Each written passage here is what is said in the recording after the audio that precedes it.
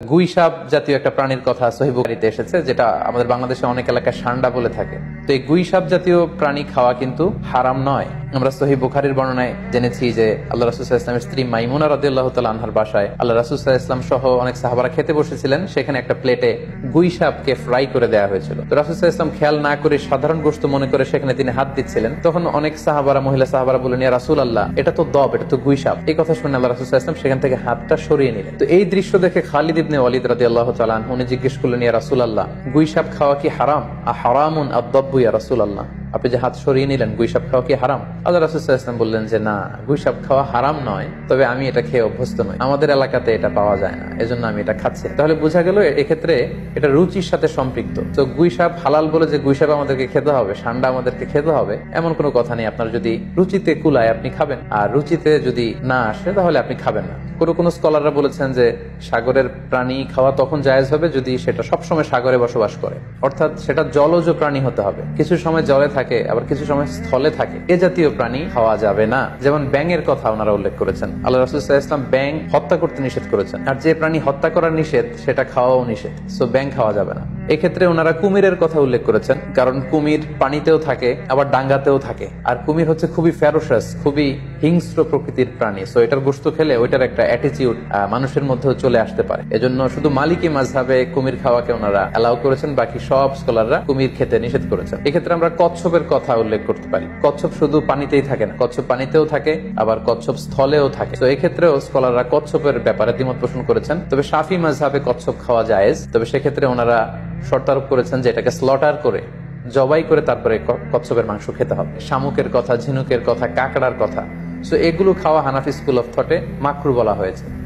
ওনারা মনে করেন যে এগুলো মাছ জাতীয় প্রাণীর অন্তর্ভুক্ত নয়, বরং এগুলো দেখতে অনেকটা কীট পতঙ্গ বা পোকামাকড়ের মতো, এগুলো জলজ প্রাণী, ফলে এগুলো খাওয়া যাবে না। তো এক্ষেত্রে এটা রুচির ব্যাপার। আমরা যদি গোটা বিশ্বে দেখি যে মেজরিটি মুসলিম কান্ট্রিতে কাঁকড়া খাওয়া হচ্ছে, অনেক স্কলারদেরকেও আমরা দেখেছি ওনারা কাঁকড়া খাচ্ছেন, ওনারা স্কুইড খাচ্ছেন, অক্টোপাস খাচ্ছেন। তো সেক্ষেত্রে আমাদের রুচিতে যদি ভালো লাগে তাহলে আমরা খেতে পারি। অনুরূপ ভাবে যেহেতু সাগরের মাছ হিসেবে হাঙ্গর মাছ, তিমি মাছের ব্যাপারে অনেকে আমাদের কাছে জানতে চায়, আমরা বলবো যে হাঙ্গর মাছ খাওয়া, তিমি মাছ খাওয়াও হালাল যদি আপনার রুচিতে আসে।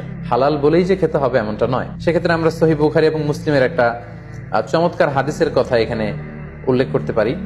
সেখানে আমরা জেনেছি যে সাহাবাদের একটা দলকে আল্লাহ রাসূল সাল্লাল্লাহু আলাইহি ওয়াসাল্লাম একটা নৌ সফরে পাঠিয়েছিলেন। বেসিক্যালি কুরাইশদেরকে আটকানোর জন্য সাওয়াহিলি পথে, সাগরের উপকূল দিয়ে ওনারা গিয়েছিলেন।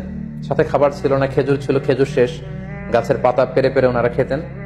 হঠাৎ প্রচন্ড ক্ষুধার্ত অবস্থায় 300 জন সাহাবীর একটা কাফেলা, তারা সাগরের পাড়ে যেয়ে দেখলেন সাগরের ঢেউয়ের ধাক্কায় বিশাল এক তিমি মাছের মতো একটা প্রাণী পড়ে আছে। ওনারা এই তিমি মাছ তখন খেতে আরম্ভ করলেন। তারা সেখানে প্রায় 1 মাস ছিলেন, সংখ্যায় ছিল 300 জন সাহাবীর মতো। ওনারা এই তিমি মাছ খেয়ে, এটাকে ফ্রাই করে, এটাকে সিদ্ধ করে করে টানা 1 মাস ওনারা খেলেন। এবং হাদিসে এসেছে যে আমরা এই তিমি মাছের গোশত খেয়ে, যদিও হাদিসের শব্দটা এসেছে আম্বার জাতীয় একটা মাছ, তো এটা এত বড়, এটা ব্লু ওয়েল টাইপের কোন একটা মাছ হবে, নীল তিমি টাইপের কোন একটা মাছ হতে পারে। কারণ হাদিসে এসেছে মাছের গোশত খেতে খেতে এটার কঙ্কাল বের হয়ে আসলো। তো একজন সাহাবা এটার পাজরের একটা কঙ্কালকে বালুর মধ্যে গেড়ে দাঁড় করালেন, কঙ্কালের একটা হাড্ডি। এই হাড্ডিটা এত বড় ছিল যে সাহাবারা ওই হাড্ডির নিচে দিয়ে ওট সহ, ওটার হাওদাত সহ যেতে পারছিলেন এবং ব্যাক করতে পারছিলেন।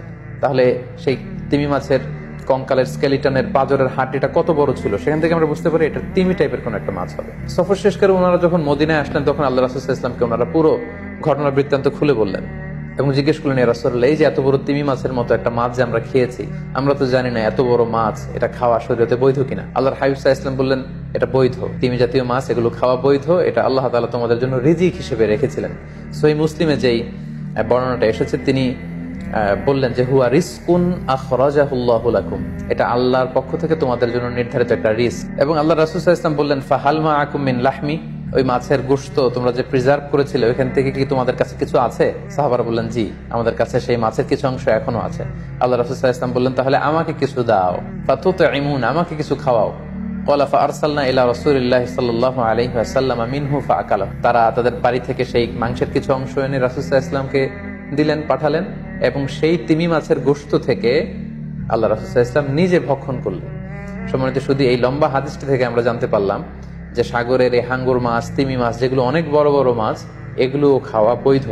যেহেতু সাগরের সব প্রাণী খাওয়া আল্লাহ তাআলা আমাদের জন্য জায়েজ করেছেন।